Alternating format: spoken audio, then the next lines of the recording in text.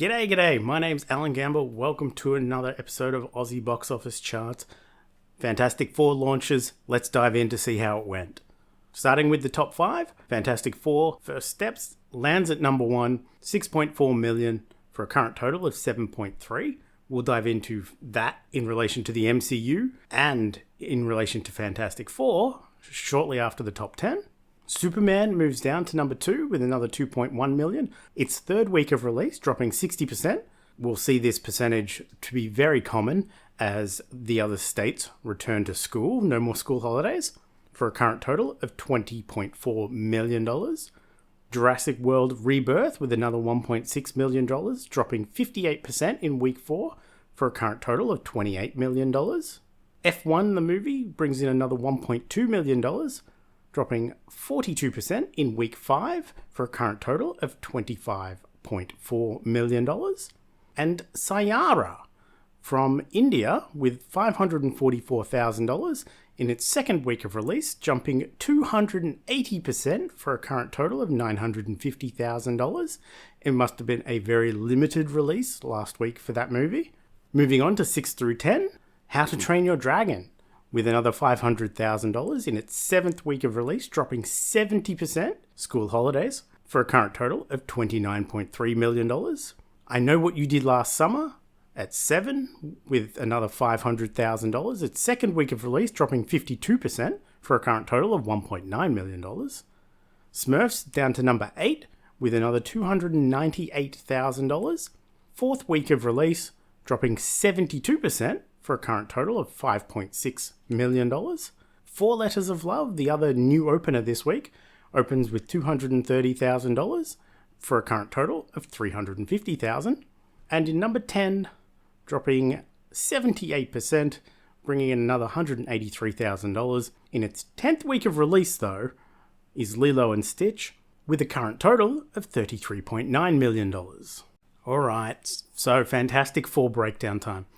How well did it open compared to the rest of the MCU? Well, it did open better than the last couple of entries, both Brave New World and Thunderbolts, which is great news. So this is opening weekend gross for every MCU movie released in Australia.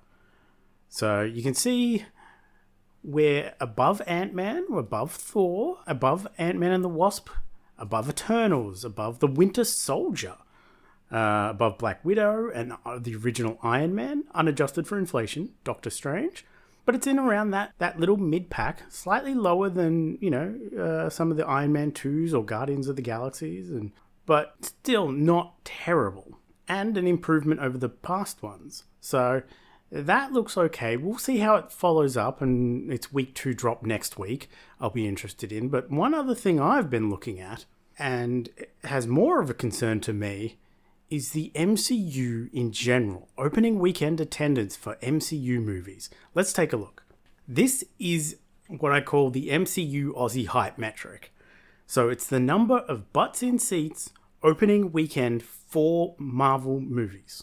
So how many people showed up to MCU movies on opening weekend that year? In the blue bars are how many movies were released that year. So you would expect more when the bar is higher. But you can see there, we have steadily been decreasing since 2019, Endgame Infinity War stuff, ever since. And this year, with 3 movies released, we only had 962,000 people show up to the 3 Marvel movies that released this year, which is the lowest since 2011, when there was only 2 movies released. And those were Captain America, the original, the first Avenger, and Thor. 2 movies, 700,000 people. Avengers was 2012, brought in 1 million people to that movie alone. And we saw something similar with Deadpool and Wolverine. Over 1 million people, only 1 movie released though. So the bigger concern is 2023 and 2025 had around 1 million people off 3 movies. When the MCU was previously releasing 3 movies, the total box office opening weekend attendance was 2 million, 2.7 million, 4 million. In 2021, it was 2.6 million, but that was 4 movies. 3 movies, 2.4 million in 2022, and then ever since then, off a cliff. Like back to 2011, 2012, 2014 MCU attendance numbers. So this has me more of a concern. Now, in 2025, the numbers did go up each release, slightly. So maybe that's people coming back to the MCU and coming back to Marvel movies. We'll see. We'll continue to watch this into 2026 and 7 if we are still around. But this is how it currently looks. And you can see its definite rise and fall. But it's not all bad news for Fantastic Four. We'll take a look at some silver linings here. It is the highest opening weekend of a Fantastic Four movie. Yay! Because, let's be honest, regardless of nostalgia, those other movies have been pretty terrible. But let's be honest, this is the first one I'd consider a good Fantastic Four movie, no caveats. The first one had some great casting. Julian McMahon as Doom was a great casting choice. But it opened to 3.6 million back in 2005. Rise of the Silver Surfer in 2007 opened to 2.9 million. Fan 4 Stick in 2015 opened to 2.7 million. I was one of those people. And Fantastic Four The First Steps opened to 6.4 million. Great.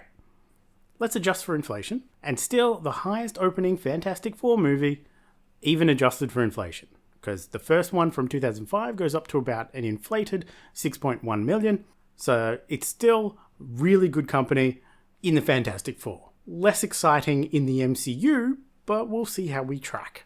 Not too many changes for the top 10 for 2025, but let's dive in.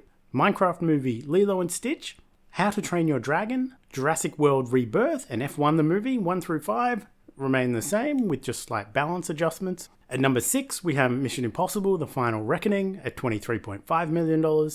Number 7, Superman at $20.4 million moves up and knocks down Paddington in Peru with its $17.7 million down to number 8. At number 9, Bridget Jones' Mad About the Boy at $16.5 million, and Thunderbolts remains at number 10 with $13.9 million. It is funny to see a Superman movie with a higher total gross than both MCU movies so far this year. Let's see how Fantastic Four can do. With its current $7 million, might be on this chart by next week or the week after. Since the final theatrical release of July has happened, let's take an updated look at the July year-to-date chart of the total box office so far at the end of July compared to previous years. So you can see we're currently at 409 million in 2025. 2024, this time, last year, we're at 376 million, but we are slightly behind 2023's 439 million, about 30 million. And we are still well off the pace of 2019, pre-pandemic, at 526 million. Now, in 2019, big year, obviously. You got MCU hype through the roof back then. So we are improving over last year. We're still off the pace of 2023. So we'll see how we keep tracking. And if we look at month by month as a quick one, you can see the green line is 2025, where we started off, March was so bad this year. But we made up for it in April. We're about on par in May, and we're falling a little bit behind in June and July compared to both 2019 and 2023. So that's the state of the Aussie box office as of the end of July. All right, upcoming this week, 31st of July, wide release, we have a couple, which is first Bride Hard, an action comedy directed by Simon West, starring Rebel Wilson, Anna Camp, Anna Chomsky, and Divine Joy Randolph. Landed with a bit of a dud internationally, but maybe since Rebel Wilson is Australian, it might find more of an audience down here. We also have Together, the horror romance from director Michael Shanks, not that one, starring Dave Franco and Alison Brie, which has had some "they sold my script" allegations logged against it, but we'll see how it does regardless. In limited release, so check your local and independent cinemas for these, we have When the Fall is Coming, a French comedy thriller. We have Dadak 2, a Hindi language romantic drama out of India. and The Friend, a drama from director David Siegel starring Naomi Watts and Bill Murray. Across in streaming, we have, both on the 31st of July, we have Leanne over on Netflix, a new comedy series from creator Chuck Lorre and Leanne Morgan, starring Leanne Morgan, Kirsten Johnson and Celia Weston. We also have the return of Twisted Metal Season 2 on Peacock, and in Australia it's on Stan. A series that had no right being as fun and as good as it was is finally returning for Season 2. I really enjoyed Season 1 with Anthony Mackie diving back into a comedy. It's so much better suited for him compared to his normal cool guy persona, so I am keen for Season 2.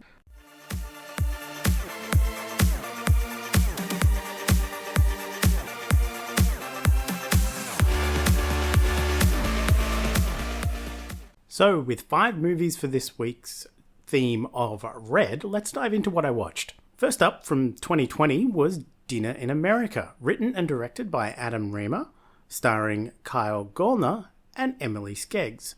For challenge eligibility, Red Hour Productions was one of the production companies used.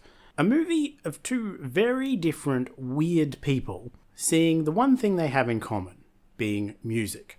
A fairly wild movie, but quite fun and out there. Very punk vibes and some great energy. Next up was The Help from 2011, directed by Tate Taylor, and starring the triple redhead threat of Emma Stone, Bryce Dallas Howard, and Jessica Chastain, as well as many others like Viola Davis and Octavia Spencer. For challenge eligibility, the aforementioned redheads. A movie looking at maids and the help before the civil rights movement in America. An interesting look at an interesting time in America that they seem to be trying to forget, quite importantly now, but it's important that we don't.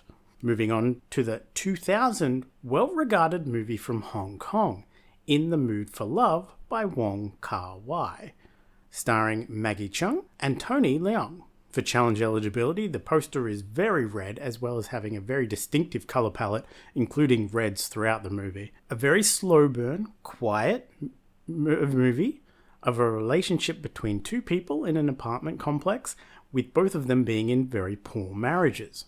Slow and intimate, but gorgeous and brilliantly written. I can see why it's as well regarded as it is.